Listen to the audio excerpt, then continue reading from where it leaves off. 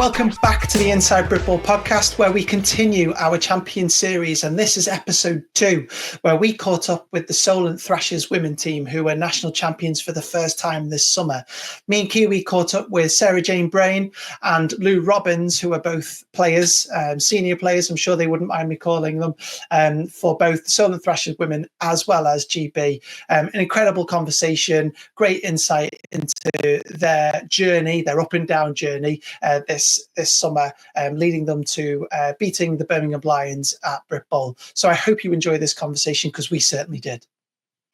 And now I'm delighted to be joined by Lou Robbins and Sarah Jane Brain of the Solent Thrashers Women's, who the national champions of 2025. It's good to have you on, where we talk about all things Solent Thrashers Women's for this year. Absolutely. I suppose before we get into it all, how's the celebrations been? How have the hangovers been? Have you enjoyed yourselves? We had a really, really good night out afterwards. I feel Sarah will agree with me, but it's been really lovely to celebrate since. That's awesome. I actually, I've been wearing my medal up until I was coaching actually at the university, and I chose that opportunity to finally wear the medal like a week later. So enjoyed it for a week. And you've come equipped today as well, haven't you? And Lou, you've got something there as well, haven't you? That you're hiding off camera, but oh, look at there, we've got a trophy as well. Nice. Awesome. Isn't that awesome? What a brilliant sort of end to your season. And I was joking with Kiwi offline that it's been a journey for all of us, because obviously it's been a bit of a journey for you guys this year, which we'll get into. And I've learned how to say Solent properly. Thank you. Yay! I know, just took one season. You should have seen our group chat when we got the feedback. I got the feedback, and I made a meal of it by taking the mick out of everybody else who didn't correct me for 18 months. But no, I'm glad to have learned a lesson along the way, for sure. So before we get into the final and the end of it all, I'd love to kind of start with, where did the season start for you guys? Like, how was camp after last year, which we felt Inside Britball was a really good year for you guys, stepping up for the first time. And, going into this year, we always wondered, would Solent be able to take that step up and be that third team, or maybe even a top 2? So take us to the beginning. Maybe one of you just start us off by, how was camp feeling at the beginning of the season? I think a lot of us came back into nines having learnt a lot from the first season. We had a lot of girls kind of aspiring to go to GB camps, and a lot of people kind of working hard during that off-season period, kind of coming into this season. And I think everyone's mentality had generally shifted from an individual perspective, which when we all then came together, the team kind of motivation and what we were working towards all kind of aligned. As much as we have fun, and we do have a lot of fun during training, there was a lot more focus on kind of the game, and every training session was just a step closer to the first game. I think we learned a lot from last season. So obviously making the step up to nines felt quite daunting when you then step on the field and you play Warriors twice a year and you play Lions, and what a high pedigree these teams are. And although obviously we didn't necessarily win those games last year, I think we were all got confidence from how we felt that we challenged in those games. And what we took away from that as a team is actually there's just a little bit more. There's a little bit tidying up this. It's sorting the scheme out just slightly and knowing that actually we could be competitors. I think we got that confidence from last year. So coming into this year, we gained a few more people. SJ said, we put more work in. Everyone was more focused, knowing that actually it is it is something that can happen. We can win these games. We can be competitive. So I think that was a great start to the year, that everyone was excited to get on. Because I think you had a new. Come on, Kiwi. I was just going to ask about. A new head coach. So new head coach this year, but he was coaching last year, and he's been around the team for a fair amount of time. So he's not necessarily like a new face. to everyone. But that's the thing this year. We had first time head coach, first time offensive coordinator, first time defensive coordinator. But these are all really young guys who are really enthusiastic and really keen, and the energy builds within it, and we all kind of feed off it. They feed off our energy. It's a really nice group, I guess. I think that's something maybe that most people have noticed, and I don't want to jump ahead to the end of the season, but I think anyone, and we can probably cover it in more detail when we talk about the final, but I think I've said to a few of you before, and I mentioned it to some of the girls I was chatting to on the Sunday after the final, is like your kind of enthusiasm and atmosphere and how you are as a team on the sideline and kind of being you seems like it's been a really big part of your kind of success this season. Yeah, for sure. Like, I always find it quite strange. Yeah. Oh, sorry, go on. No, go. I was going to say, I find it quite strange when people are like, oh, but you're all like dancing on the sideline and having fun. And it really makes me question, why are you playing contact sports if you're not having fun? Like, I don't, like, we're all having fun. We want to be there. We want to be, celebrating each other, doing good stuff, And I'm so excited. I'm so grateful that people outside of the team were able to see that as well. I think all of us, as Lou said, like, if you're playing and you're not having fun, what's the point? And I think a lot of our ethos from day dot this season was like, we're playing to have fun. And a lot of us kind of said, well, if we're playing to have fun, we play our best when we're having fun. So that's what's going to get us to win. And that's ultimately what happened. Mm-hmm. And what went on throughout the season was that it was clear to us that step up had happened for you guys. We could see, even from the outside looking in, that you guys were going to be a pain in the backside to those top two, which we expected to be top two, but we didn't know at the beginning of it, because we obviously don't get the insight and so on, that you guys were going to be maybe that third team. And maybe even possibly top two. Obviously, there's a spoiler alert with what's hanging around your neck. But when you got to that London Warriors game, obviously you'd beaten the Manchester Titans the week before. We didn't, or 2 weeks before, we didn't know what the Titans were at the beginning. We got more of a sense. So when we got to that London game, and it was only a touchdown in it, we could see that obviously the scores were closer. Did you feel as if you had taken the step up at that point? Maybe Sarah Jane, if you want to take that first. Yeah, 100%. I think all of us came away from that like Warriors game knowing that we were close, and I think ultimately seeing the scoreline being a point, knowing that there probably was more we could do, and actually football is part of learning. You play a game, you do a play, you learn from it.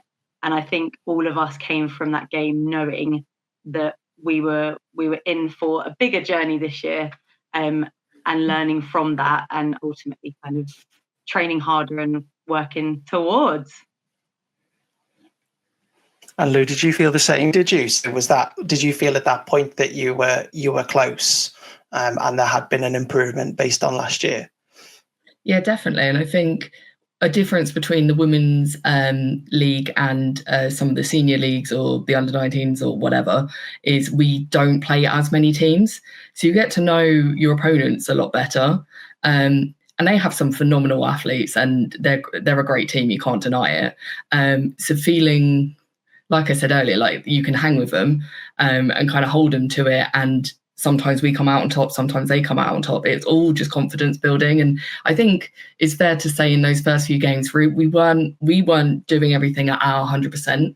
We were sloppy on some things. There were mistakes that we were making. So actually, when you can look at a game and say, we need to tighten up some bits, and actually it's close, and if we tighten up some bits, that's good kind of stead for the future. Is all confidence building, and it's been a good season. I think as the season's rolled on, we've got more and more confident, and it's been really good. And then I was going to say, I think, go on, Kiwi. I was going to say, and then you kind of, obviously we then had that kind of first kind of round of sort of double headers as well, where you guys were then playing Teesside, right? Who we've all kind of said from the start, it's sort of the four of you in this kind of group. And then obviously we quickly kind of got the sort of idea that maybe Manchester were a little bit further behind, but that kind of up and down of the season, and then went in and played Teesside. How did you guys come out of that and then think we're going to continue to grow and build for the rest of the season after that game? You really can't. Teesside are they are not getting enough credit for how good a team they are. They are. They're not a huge team. There's not huge numbers, but they are strong. They play really physical football. And I think, I don't know how you felt, SJ, but I came away feeling absolutely battered after that game. I think that was one of the tougher ones of this season. And they definitely need to be kind of accounted for in the top level of the women's game. But I think losing that point, we were like, right, okay, it's more kind of fire to focus on us, get us ready. That's one thing I think we've done really well this season is focus on us. Everyone else is going to do what they're going to do. We can't really affect that. When we focus on us, we improve us, we build us up, and we can do our best. I think Lou kind of said what was necessary there, in the sense that Teesside is an amazing side, and it's also they're a brilliant side to play as well, because it's physical football, and it was because we'd learned from previous years playing the same teams, and this was someone different. It was quite refreshing and nice to play someone different with different schemes, with different physicalities and different athletes on that side, which I think that's why it made the game a lot more interesting. And at some points we were a little bit low, and that at times we were like, okay, we need to pick ourselves up now. And I remember our coaches being like, hey guys, it's one score, let's keep going. And then it was like we'd score, and then it was like they'd score, and it was like back and forth. But there was a lot of kind of reassurance from the coaches during that game, which I think we recognised as well, that it's not just the players that bring a lot to this team, it's the coaches as well. Definitely. Did you feel as if you were hitting your goals at this point? Because we're talking halfway through the season at this point as well, obviously, and we talked about the podcast where you were saying how you wanted to take that step up. From the outside looking in, it looked like it, but did camp feel that as well, Lou? Maybe because offense was doing all right at this point as well. I know you're on the O-line, aren't you? And defense weren't too bad right behind them. I think we, at least from an offensive point of view, we had, I'll say returning players because that isn't quite what it is, but we were gelling together. We had a new scheme we did hand signals for the first time, which takes a while to get your head around when you're on offense and what direction things are going and all of that sort of stuff. And we were getting into the flow of it. And I think being tested in a different way by Teesside was really positive, because we were like, right, we need to think about how we tackle when they've got these incredible athletes playing D-line or, wherever they may be. Like, how do we adapt what we do to fit them? So it's been nice to kind of develop it and get the newer players more involved. And I think that Teesside game was a bit of a right, we can do this. We just need to focus, and actually having a bit of adversity in the season is always, I think, a positive thing, if you ask me. And was it at that kind of point in the season where you kind of, I guess, found your kind of identity as an offense? And I'm sorry to talk about offense because I am an offensive line player too, so I kind of get that whole, but I feel like one of the strengths that you kind of have as a team is that you do that physical, hard running between the tackles. You've got some really strong running backs. We can talk about GB pedigree all day on your offense and your defense, obviously, but in terms of that, do you think that sort of having that physical challenge against Teesside and being able to stand up to that, and did that kind of make you go, this is kind of who we are as an offense? Because I feel like sometimes that's where a team kind of gets to this point where they build, because they're like, we know who we are on offense now. I think so. I think it's this is going to sound, I don't mean to diminish the women's league in any way, but there's been many years of we will run to the outside and put our athlete to outrun the defense. And I think when you're playing on a bigger field with less people, you're making use of space. It's a smart tactic to do. But Dion will be really mad that I can't remember his stats, but we do pass the ball a lot. Ailey is an excellent quarterback. I can't remember, there's percentages, I can't remember them. But actually, we do use a mixture of it, and having her at quarterback is excellent because she's also a ridiculously good runner as well. Yeah. So if she sees something, she can go for it. You know, you think when we've got Steph as our GB previous international MVP in the backfield, you know, you've got to be scared of that. But we've also got running backs behind her that are excellent. We've got tight ends and receivers who can run and catch and, you know, outmuscle people that way. I think. And even from a line perspective, the GB girls will forever take the mick out of me for being too small and too short or whatever. And actually, our line at Thrashers on the whole is a bit shorter than some of the other lines. But we're still strong. We're still, you know, dealing with that pressure. And I think being a bit gritty and getting together and dealing with it has been a really nice kind of feeling. We know what we can do. We know what we're good at. We know maybe what we're not good at, but we were practicing to get better at that. I've really appreciated having a mixture of stuff. When you play on the line and it's just running all the time, it hurts quite a lot. So having a nice mixture is wonderful. Yeah. But like, I mean, I could talk about offense all day, but our defense as well has really come together this year. And I really enjoyed my stints of playing D-line this year. Well, I was going to say on the reverse of that, what kind of has made your defense this year? What would you know, if you were to talk about your kind of defensive strengths, because, you know, it is hard when we're looking from the outside and we can't make it to all the games. So we're looking at score lines. It's easy to praise offenses, right? But defenses, you know, often they say where championships are won. So, you know, I'd be interested to know what you think kind of conversely on your defense as well. I think our defense this year, we had a bit of a rocky ride. We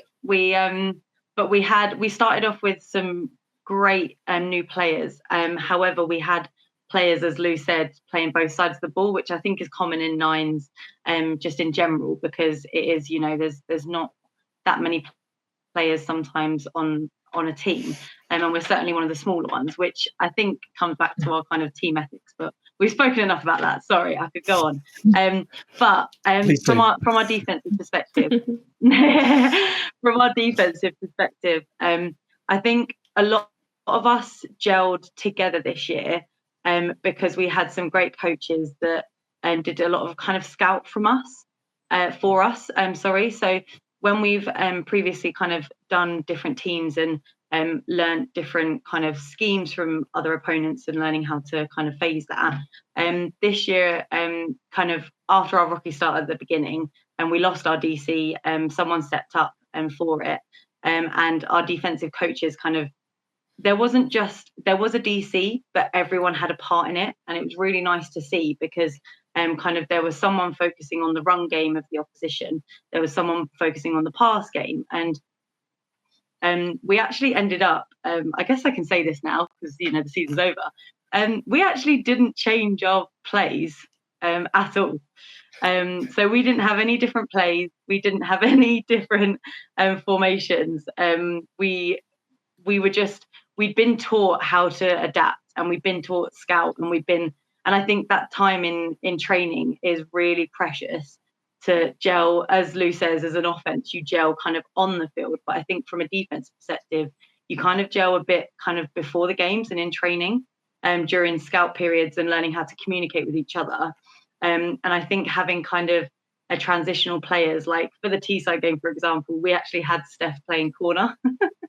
And she ended up getting like defensive MVP because she just smashed it. And as much as we have great athletes like that, we had like we had Mo Delaney and George Teague, as you know, kind of star players from the defensive perspective of the ball. But a lot of the kind of game prep happened in training, and being able to kind of recognize plays and communicate. And I think that just came with us working together during each session. Sorry, I might have waffled there. Sorry. Not at all, not at all. Because and all I could keep thinking about was that your defense was going up against that stable of running backs as well, right? And that offensive line and those athletes that can just rock up to corner and do a good job. You know, that's what sickening good athletes can do, isn't it? And I suppose you were going to have to get better, weren't you, when training against that offense as well that could score at will? No, 100%. And we're lucky that we have players that have played kind of 4 years, like Lou, being able to kind of rep in and be able to do that. I had my own little stint at O-line this year for a couple of drives. That was crazy. But equally, I feel like when my mentality is, you know, I'm playing here. I might be D-line, but actually I'm here for the team. So I'm going to play wherever's needed. But I think actually all of us have that mentality.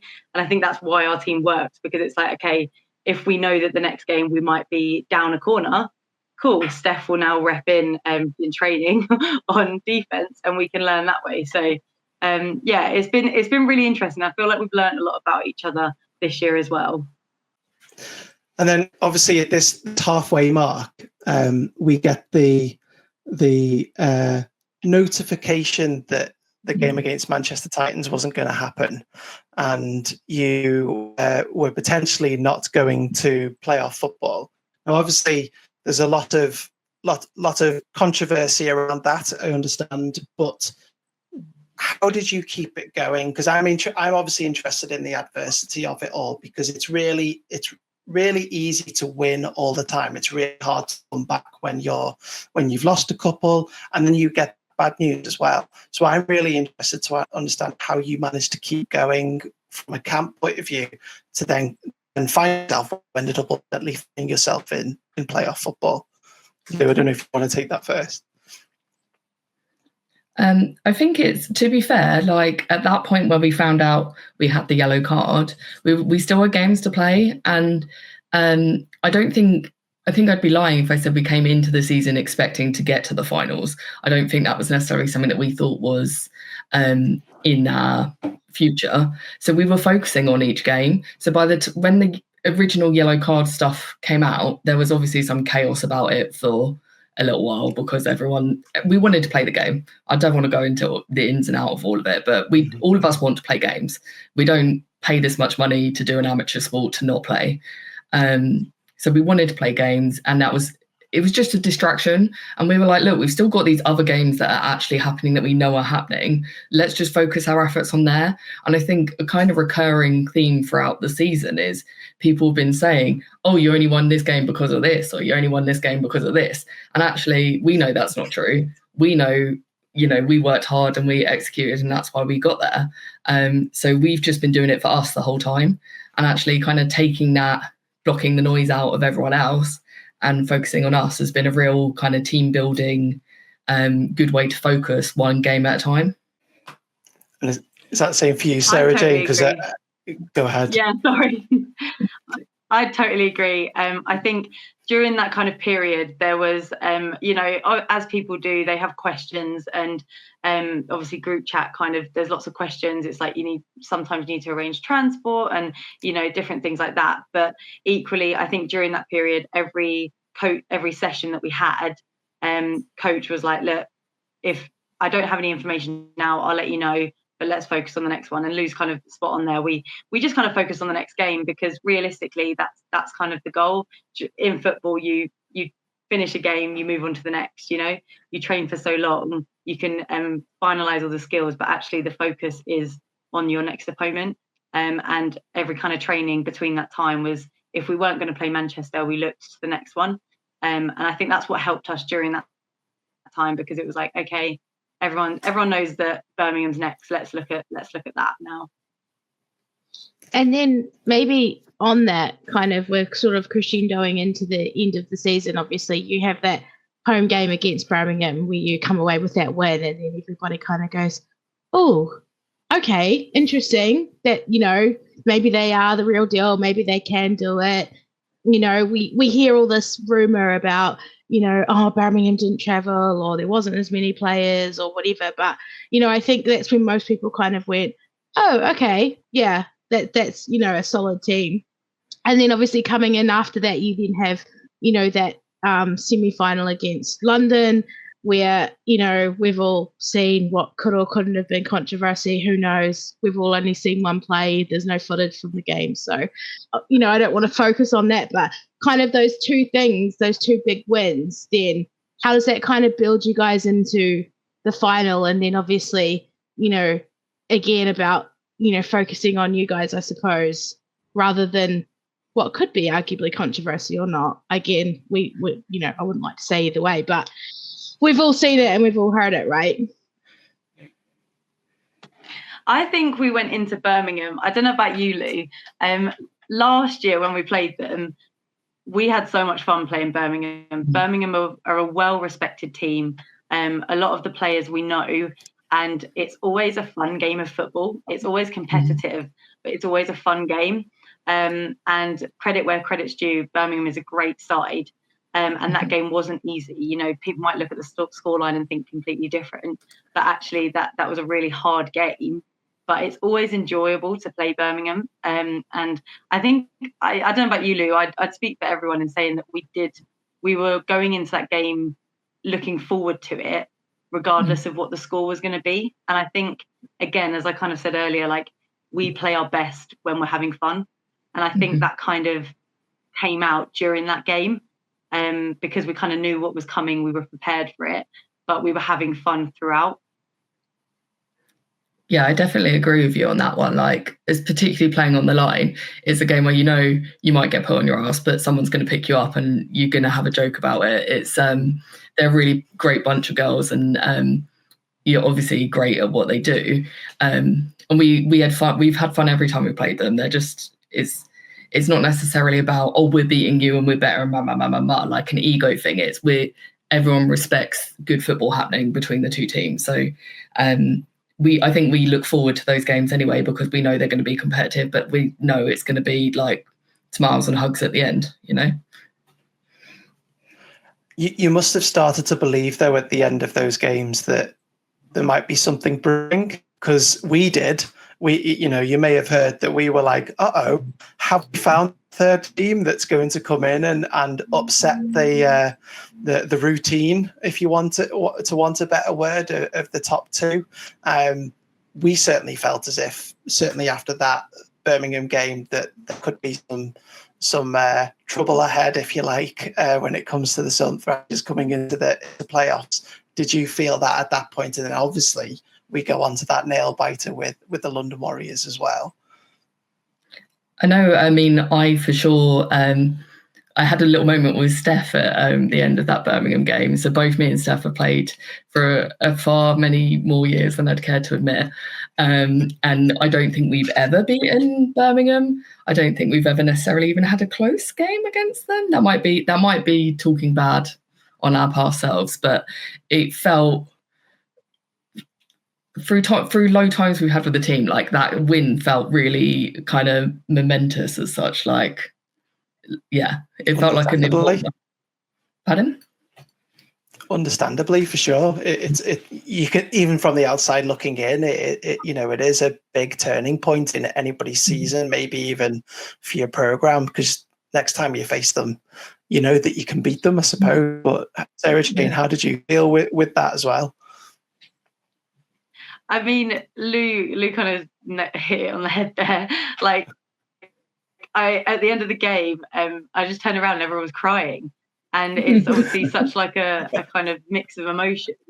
But especially like hearing kind of the effects that this current team actually has on people that have played for years, just with this result was it was quite heartwarming. And I think for me especially, like, football is family. I know that phrase is kind of thrown about and things, but like football is real family. And I think that was so like special in that moment. And as much as we obviously enjoyed it, it was definitely a moment where we were like, okay, we can do this. And it wasn't just offense that did it, it was defense as well. And we I think all parts of the football came together there. I think was it Mo that scored the pick six at the end? Like, it was like everyone did their part. And I think everyone felt that as well. I don't know whether you remember, Lou, like we were going into the coin toss with like Defying Gravity playing. So it was like from start to end. From start to end, like it was good football. But yeah, a really special win from us. I just wanted to put that in context, maybe for anyone who is listening to the podcast and maybe doesn't follow a lot of women's football, right? And I don't think I'm wrong in saying this, but I think previous to you guys beating Birmingham, the only team that had ever beaten Birmingham was London, right? And that only happened about 3 seasons ago. So just to put that into context for everyone who's listening to this and isn't have that background, Birmingham have been that like stronghold of women's football for such a long time. I think we finally decide it was 7 or 9. I can't remember. I get it. I never need to count the stars again. Championships that they have under their belt, right? And up until 3 seasons ago, they'd never been beaten ever. And then London obviously beat them. So you guys being only the second team to have ever beaten Birmingham is why that is such, a big part of, and why you guys were, tears of joy, I hope. Maybe tears of pain as well, but also joy, mostly joy, about why it's so important and maybe why it meant so much to beat them. Sorry, I just wanted to say probably a lot of people don't realise that about how much of a big deal that was, not just for you guys, right, but for the women's sport, for us to be like, there's a third team, there's someone else that's there, some of us were very excited, mostly me. I think as well, because what we did afterwards was we kind of went down the pub and we was speaking to a few of them, and as always, like it's so nice to kind of speak with the opposition after the game and kind of talk about it, reflect on it, but it was quite nice actually and positive to hear that they weren't, obviously they were disappointed, but they said it was nice to have competition in the women's league, and it was nice to hear that from them in saying that, because I think it also, it didn't just highlight it for us, but it highlighted it for kind of just women's football, that we are getting better, and we are not just us, just everyone, like the competition is just rising, and that level is just only ever going to get higher. And I think that win wasn't just for us. It was nice for everyone to recognise it. I don't know about you, Lou. Like I got messages from other teammates being like, "Well done," things like that, like from other teams, and that was just it was really special, really nice. Yeah, definitely agree with that. As fans of the sport, just looking into it, all you want to see is just competition getting better and better, isn't it? And there's the competition started to get better recently with London Warriors bringing that competition to the Birmingham Lions, and now we can say that you guys bring more of that competition as well. We know about Teesside, who have been doing a great job, and to all those teams that have taken the opportunity to step up to nines, which is a big step up for any program, isn't it? To kind of wrap that all into context within a couple of minutes is quite difficult, but hopefully we've done a good job of doing that. So let's head to the final then. So obviously you're building yourself up for a momentous occasion. Obviously you're one of the first times in your program history. You mentioned one got cancelled for you, didn't it, in recent years? But this is the first time at nines, first time to Brit Bowl weekend, of course. So what was your approach going to be, looking back on it now and going to that final, Lou? What was the approach, taking into account that you've just in them a couple of weeks before? Trying to keep our heads cool. I think we've all been to watch Brit Bowl finals. We're all big fans of women's football just generally, and I think we do have people who worry on the team, and then thinking we're having a game that's being streamed, we're having this is the top level, like there can be a bit of panic around it.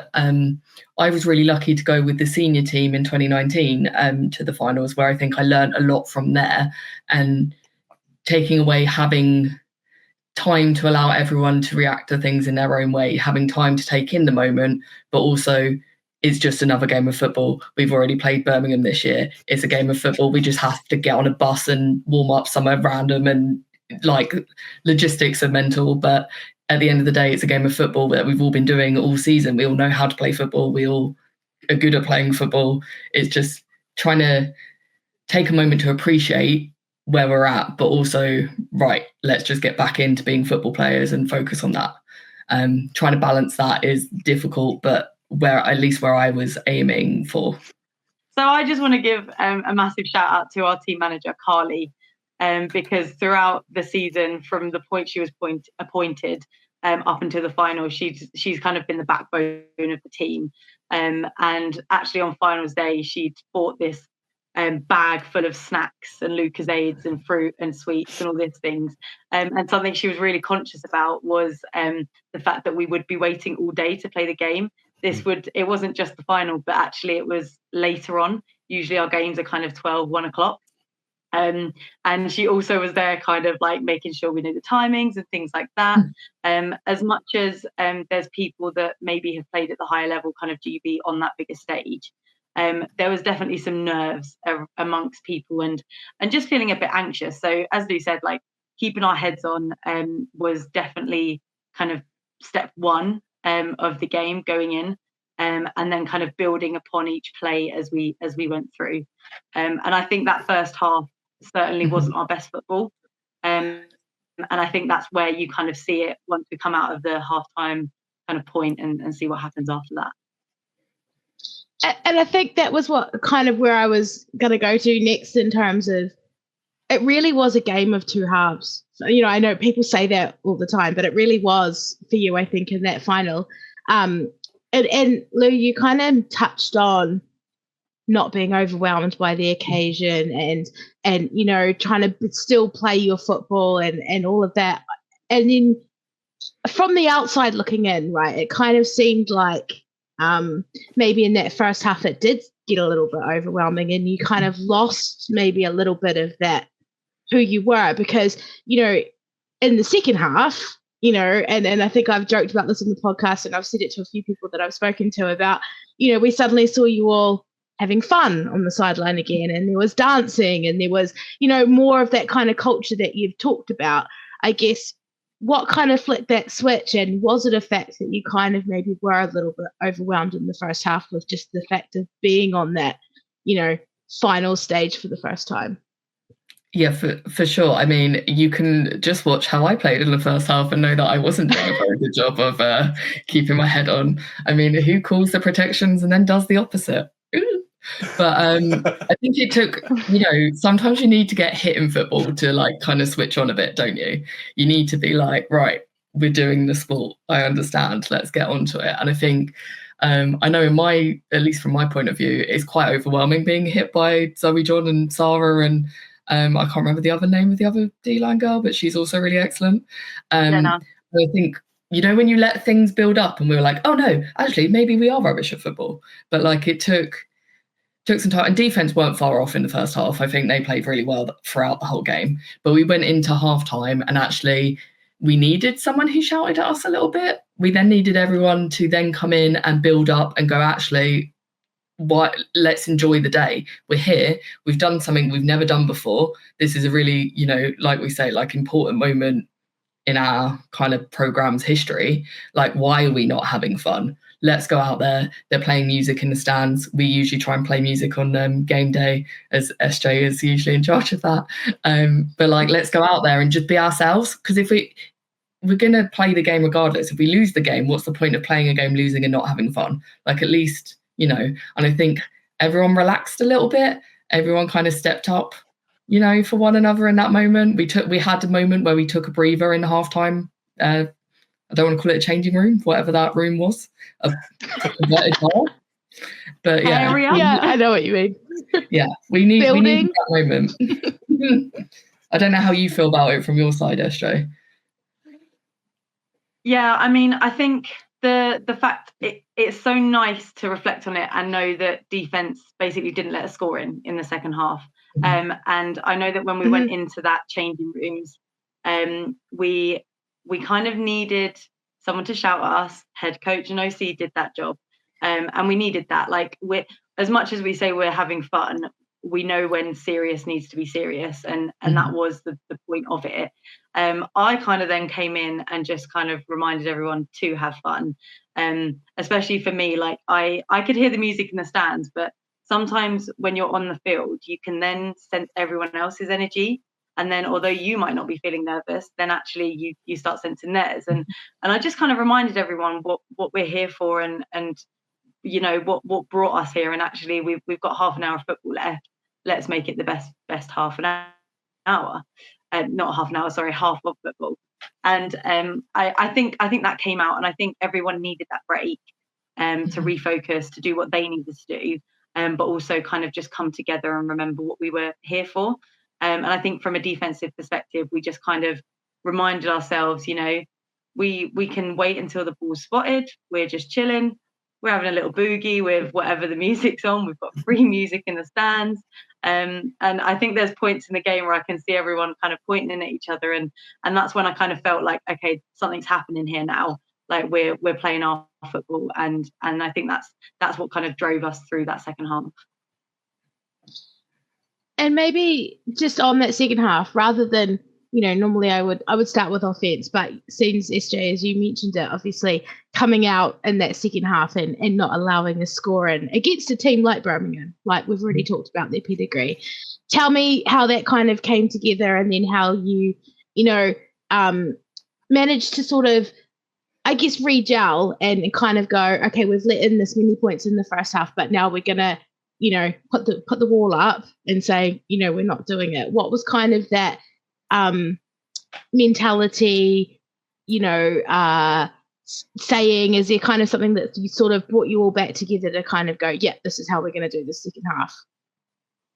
We don't tend to have a saying. I wish we did. We need to look at that. But I think everyone was just kind of looking at each other.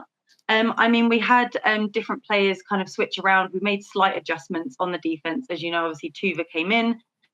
And I think once we'd got maybe a big play, like a fumble recovery, then that was kind of where we got that momentum from.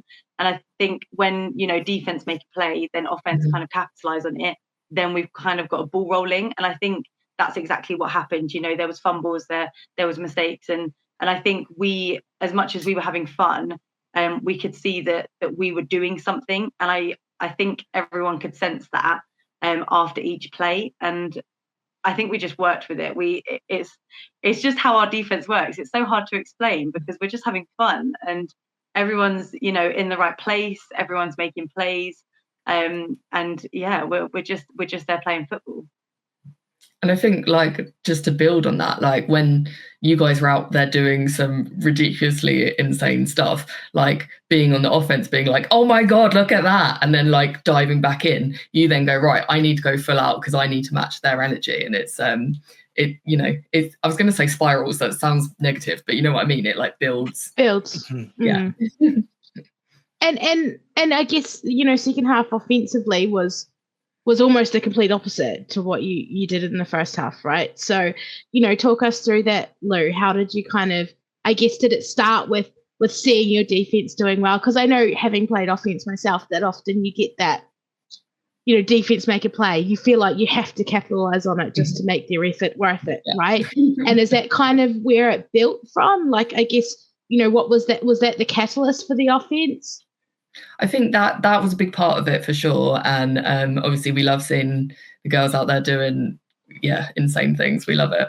But I think also at halftime, we took a real good time to talk through the defense that they were giving us, where they were putting people, because their defensive front was different how they've done it before and was a bit tricky to kind of, manage. And I think once we'd, actually sat and talk strategy in a bit more detail than you get when you're running on and off the field, I think that helped us set up, right, these plays going out the window, let's focus on these ones where we're taking advantage of this and we're taking advantage of that, getting a hat on hat. And I think we all dug deep and kind of got in there. And once you get a few plays that are going well, again, everyone gets a bit more confident, everyone turns it up a gear, we all get in there. I think it was a really nice building throughout the second half. I think we, going into it though, Kiwi, didn't we? We felt that 21 was going to be the points to get to. I think we knew that you guys could score at least 3 touchdowns because you had done all year round, really. And we felt that 21 was the point going in. And Kiwi said offline before we were recording that you always felt that it only needed to settle the game, and that one was going to come an end. That ended up being it. Did you feel that way throughout the season? Because it always felt that you guys were going to put up points regardless who you were facing. I don't know if we would never. If you'd asked me before a game, I'd say we're definitely going to score every single game. Like, I think that's with it. But I know if we give Ailey a chance to do her thing, I know if Tuva can get open, Tuva can run for anyone on any given day. I know if we give Steph the space she needs, she's going to score. I know if we're using all our backs and we're using all our misdirection, I know we've got a really good chance. And I think we took confidence in that. If everyone does their job, we can take advantage of situations. And I think the best teams across the Women's League, but I guess in football in general, take advantage of when the moments go right, but also when the moments go wrong, from a defensive point of view. And I think particularly this year, but in the last few years, as we've developed with our football knowledge and understanding, that has helped us go, actually, if I'm missing my block, I'm going to put everything in an offensive line situation, sorry. But like, if I miss my block this way, at least if I force them out over there, the play's going over that way. And actually, even if I haven't done a good block, I've taken that person out of the play and they're not going to be an issue. I think because we've got that greater understanding of football, we're working together and we're taking advantage of when things aren't necessarily going our way or the other team are just really good at football, and I think building on that has led to us scoring more, just because we know what we're doing a bit more. I think I've said that in a really long-winded way, but do you get what I mean? Yeah, 100%. Yeah, I get what you're saying, Lou. And also, just to add on that, I think Lou can probably vouch for us. Our team asks a lot of questions, and the coaches, they have so much patience with us, that they are so good with explaining. And I think especially kind of this year, we all became better football players because we knew football and we'd learned football. And I think that really came out because it didn't take, an hour to explain why you were asking me to go in this gap rather than that gap. It was like, hey, you're going in this gap because of this. That's it. I'm now doing it in D-line terms, Lou. But it making us better football players because of building up that football knowledge, I think really came into play in that second half, especially from a defensive side. We kind of trusted each other and knew where we had to be to ensure we forced the play to go inside, outside, wherever we wanted it to go. And that's kind of how that worked.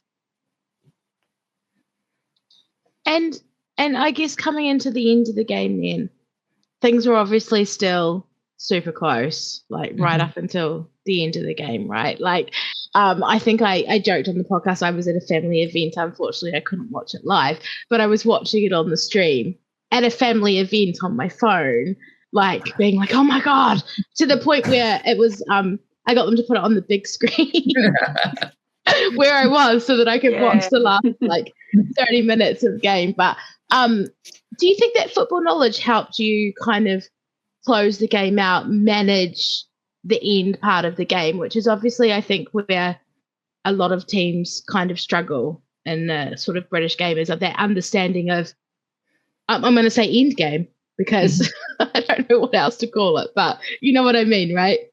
Yeah, I don't know if you guys did this on defense at all, but on offense, we had a little huddle where Dion reminded us how we're trying to run the clock down, not run the clock down, but sort of run the clock down. Yes. And he's like, if you're playing receiver, you want to be doing this. If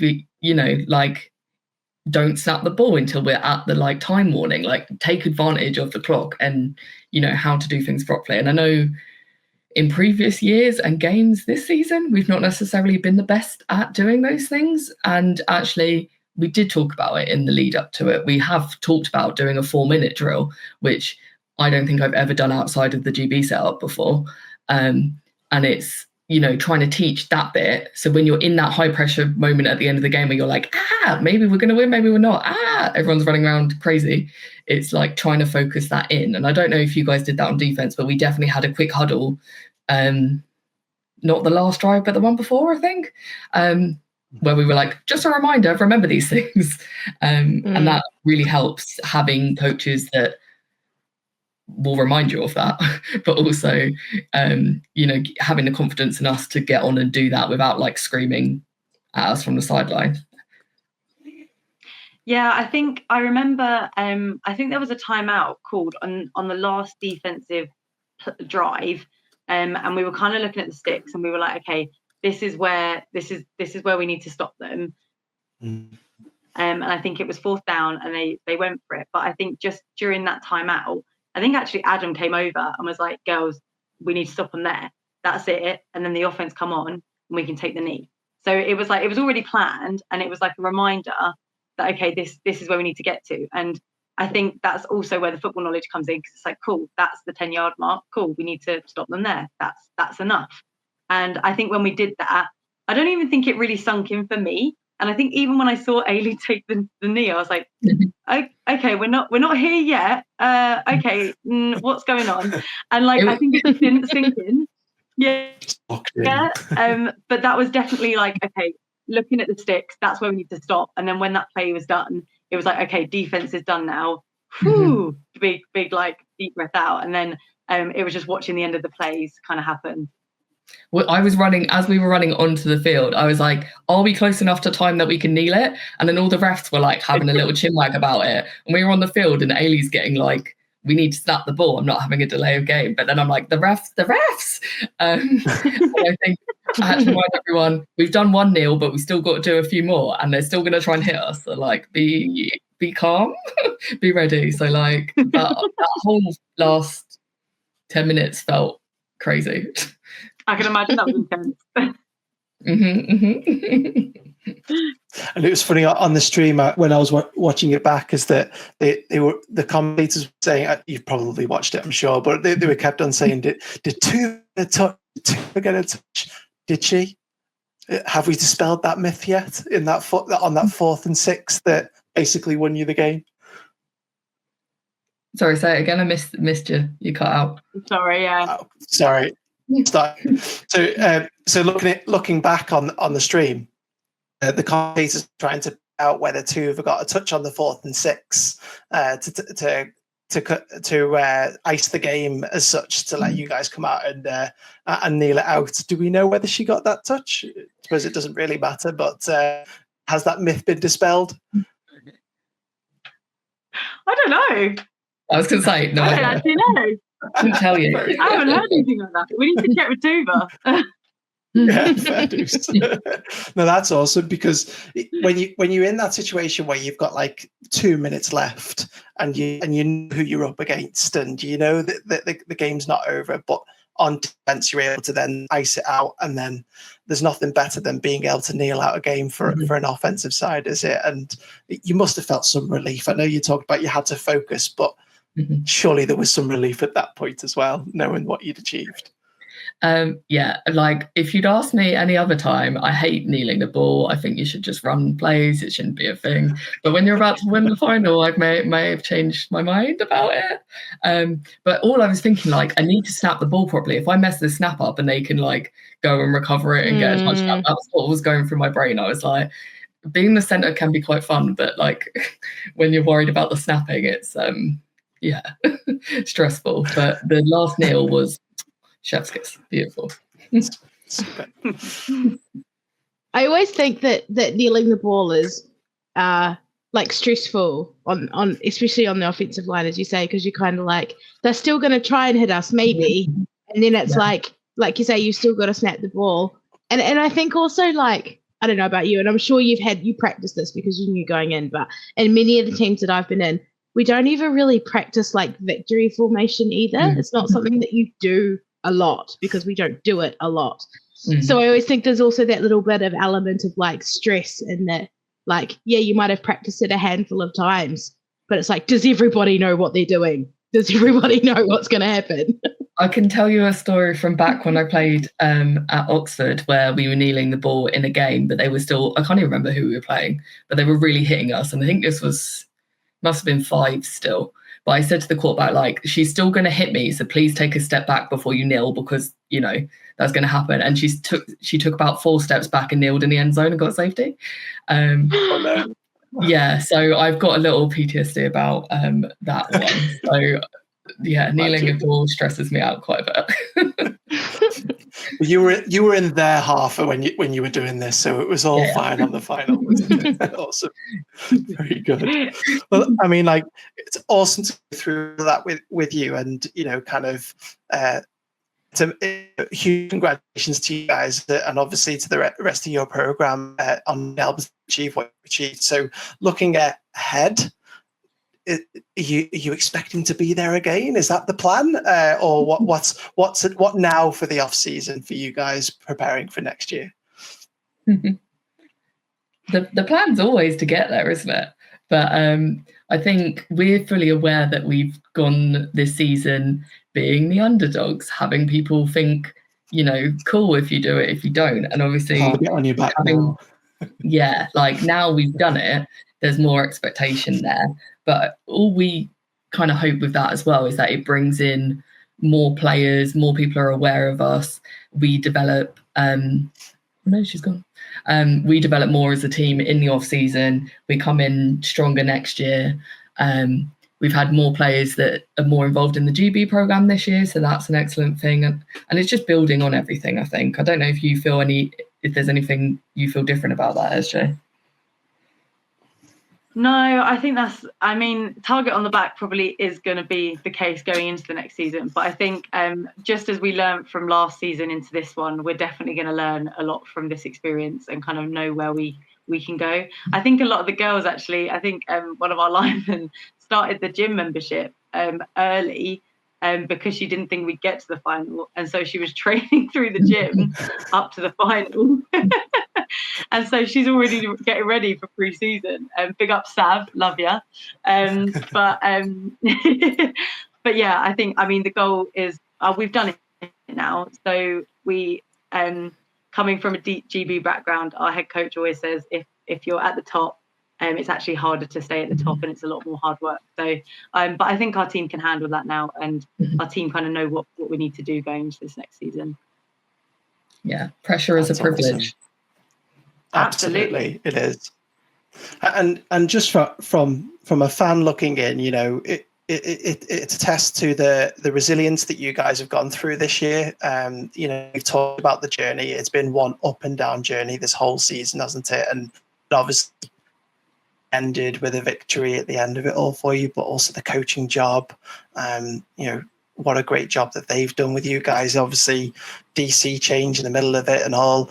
I think it's just been brilliant to watch. It's been a joy to watch you guys, and obviously to see somebody else compete at that title as well has just been brilliant. So a massive congratulations to you guys. And hopefully we can catch up again in the off season as we prepare for next season as well. And best of luck with GB. I suppose you guys will be getting involved there as well, won't you? Yeah, Spain in a few Spain weeks. next month. Oh, brilliant. Well, best of luck from everybody for that as well. So thank you for joining us, Sarah Jane Lou. Kiwi somewhere, who knows where she's gone, but she's around. But no, really appreciate it. Thank you everyone who's joined us by listening and watching as well. And we'll catch you again very soon.